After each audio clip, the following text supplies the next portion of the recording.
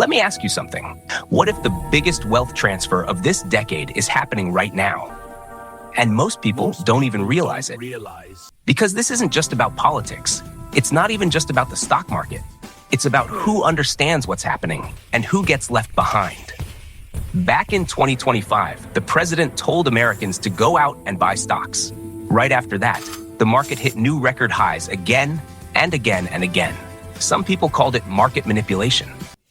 Others quietly paid attention and made a lot of money. Now here we are in 2026, and it's happening again. Just days before the new year, the president went on stage and promised something even bigger, an economic boom bigger than anything the world has ever seen.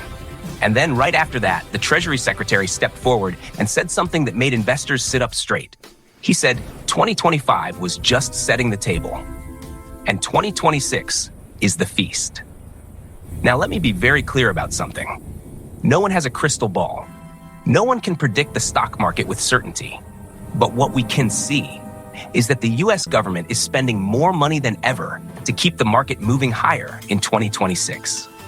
And the people who understand how this system works are positioning themselves to grow their wealth faster, while everyone else slowly falls behind. And that's why understanding this shift right now matters more than ever. Because investment opportunities are changing faster than most people can keep up.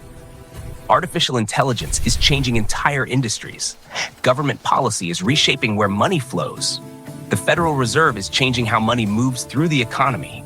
And when systems change like this, new opportunities are created, but only for those who are paying attention. So let's break down what's actually happening.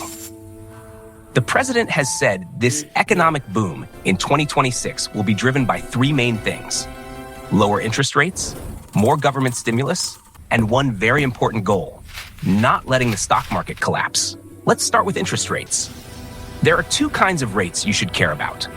Retail rates, like mortgages, car loans, credit cards, and the federal funds rate, the rate banks use to lend money to each other. Think of it like wholesale money. When banks can borrow cheaply, they can lend more. And when money becomes cheaper, more of it flows into assets like stocks. The president has been pushing for aggressively lower rates. And here's the key part. The head of the Federal Reserve's term expires in mid-2026, which means a new chair could be appointed, one who's more open to cutting rates. If that happens, it doesn't just help consumers, it helps Wall Street. Big institutions borrow massive amounts of money, and when borrowing gets cheaper, that money often ends up in the stock market. More buyers, more demand, higher prices.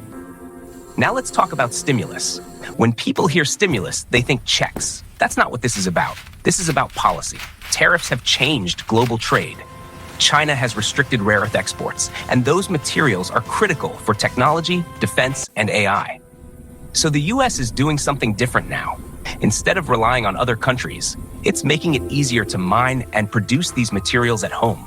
Same thing with AI. AI doesn't run on thin air. It needs massive data centers. And new policies are making it easier to build and fund those too. But here's where things really change. The government isn't just creating favorable policies. It's also investing directly into public companies tied to these industries. That means the same system setting the rules is also participating in the upside. That's a major shift. Now let's talk about money printing. There are three players in the economy: consumers, businesses, investors. Everyone is a consumer. You buy food, clothes, technology. But when prices rise, who really benefits? Not workers. Wages lag behind. It's investors. Inflation means you spend more at businesses. Those higher prices become higher profits, and profits belong to investors.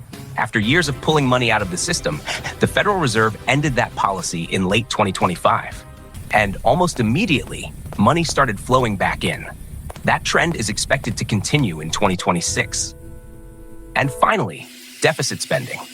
The US government spends more than anyone else in the economy, and in 2026, it's expected to spend trillions more than it collects.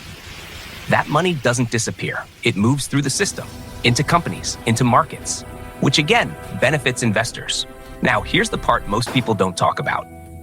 The government cannot afford a stock market collapse. The stock market reflects confidence in the dollar and confidence in the government itself. With massive debt and global reliance on the US dollar, stability isn't optional, it's necessary. That's why policies, spending, and monetary decisions are aligning toward one goal: keeping the system moving. So here's the real takeaway. This isn't about hype, and it's not about blindly buying stocks. It's about understanding how money flows and positioning yourself where that flow is strongest. Because when the system shifts, the biggest opportunities don't come with warnings. They come quietly, and the people who see them early are the ones who benefit the most. If you want to stay ahead instead of catching up later, this is the moment to start paying attention.